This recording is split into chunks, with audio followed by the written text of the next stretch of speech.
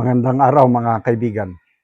Bigyan natin ng reaction, opinion itong video posted by Senator Amy sa kanyang official Facebook page.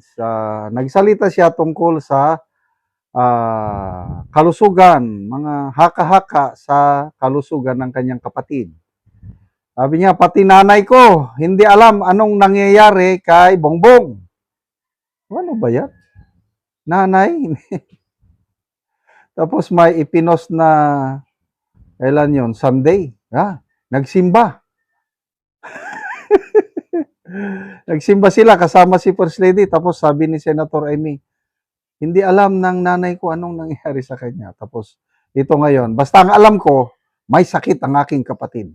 Pwede ba pagalingin muna natin siya? Pakinggan natin siya. Kinukulit niyo ako mag-medical bulletin. Malay ko ba? Hindi nga ako doktor, di nga kami nagkikita. Di ba sinabi ko na nga na outside na, alam mo na, Kulambo, Kuharto, Palasyo, whatsoever. Hindi na kami nagkikita. Ang tagal-tagal na. Pati nanay ko, tinatanong ako, hindi rin niya alam kung ano nangyayari. Ang alam ko lang, may sakit si Bongbong. Di ba, November pa, sinabi ko doon sa harap ng ating mga kapatid na iglesia na may problema. 2 buwan, sinugod na sa ospital ilang beses, namayat na. Ang akin na lang, ano man yung sakit niya, pwede ba gumaling na muna, magpagaling na. Yan na muna ang ating priority sa lahat. Alam naman ninyo, lagi naman akong totoo sa publiko. Hindi naman ako nambobola, hindi naman ako nagdadagdag. Ang akin lamang, yung katotohanan. Kaya lang, hindi nga natin alam kung ano nangyayari at sana mailabas na yung katotohanan tungkol sa kalusugan niya. Okay. Naman. So, grabe ang relasyon nila, no? Nakakalungkot. Magkapatid. Tapos hindi nagkikita, hindi nag-uusap, matagal na. Ang dahil lang sa politiko. Kabaliktaran dito sa mga Duterte. Malayo, makita mo ang samahan ng mga Duterte. Lalo na itong nangyari kay Tatay Digong, grabe yung pagkakaisa nilang 4. Dito naman kay Bongbong Marcos, Amy, wala na. So, ano ba talaga? Medical bulletin, yun nga ang ano. Sino bang nangungulit kay Senator Amy? Basta alam ko, may sakit ang kapatid ko. Pwede ba pagalingin natin siya? Sinasabi ng palasyo na, well, healthy ang Pangulo. Sabi ng Auntie Claire. Kung basihan mo yung mga videos and pictures na lumalabas, okay ang Pangulo. Sunod-sunod ang kanyang mga reporting eh. Dalawang sunod siya. Ang una tungkol sa presyo ng petrolyo na sabi niya kahapon ito effective April 14, Martes, bababa ang presyo ng crudo ng 20 pesos. Wow, good news. Salamat po, Mr. President. Tapos nag-vlog siya.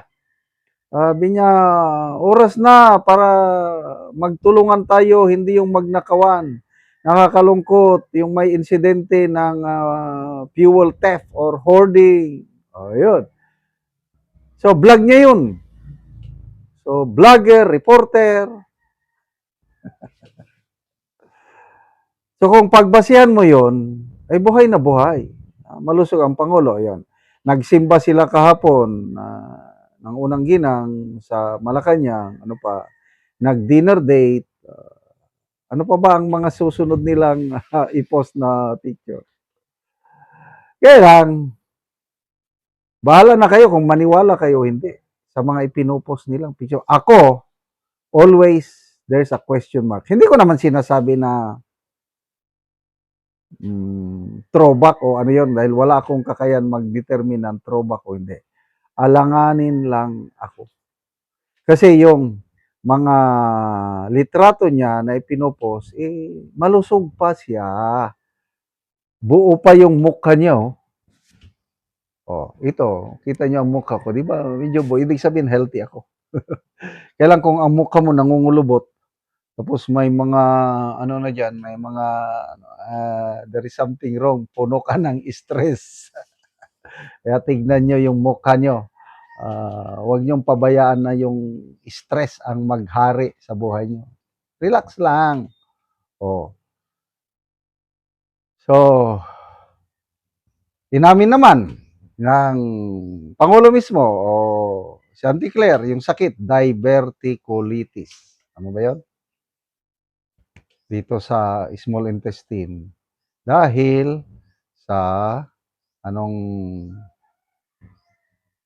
sabi nila is dahil sa stress, dahil sa pagtanda, nagkakasakit ng diverticulitis. Dagdagan ko lang yan. Kung kulang ka ng fibers, palagi lang karne ang kinakain mo, most likely, yan ang sakit. Kaya, malala ko, may nagkwento sa akin na doktor. Yung the late President Cory Aquino, kinamatay niya is colon cancer.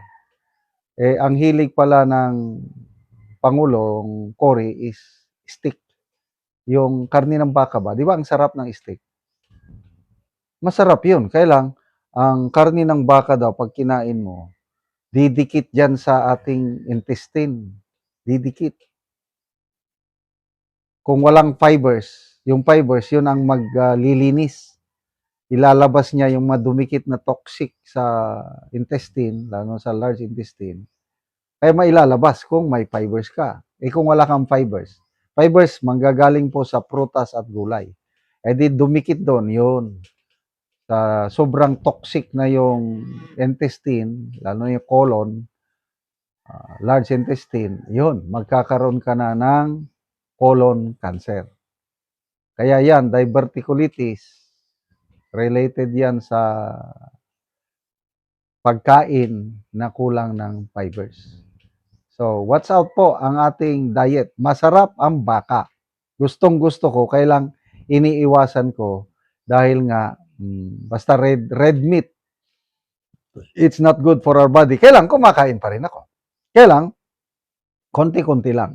Ako more on fish, fruits and vegetables para hindi tayo magkasakit. Aanhin mo yung pera, bilyones nga ang pera mo, hindi ka naman makakain ng maigi, namamayat ka, nanghihina ka, ay kawawa ka. Mas maganda pa yung walang pera na walang sakit. Di ba?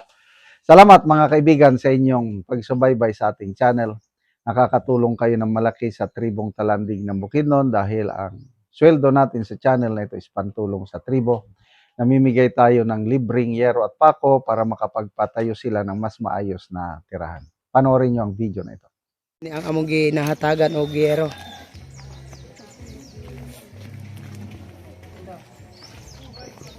So mag-atop na ni siya karon. So mao na niya ang iyang pag-aatopan.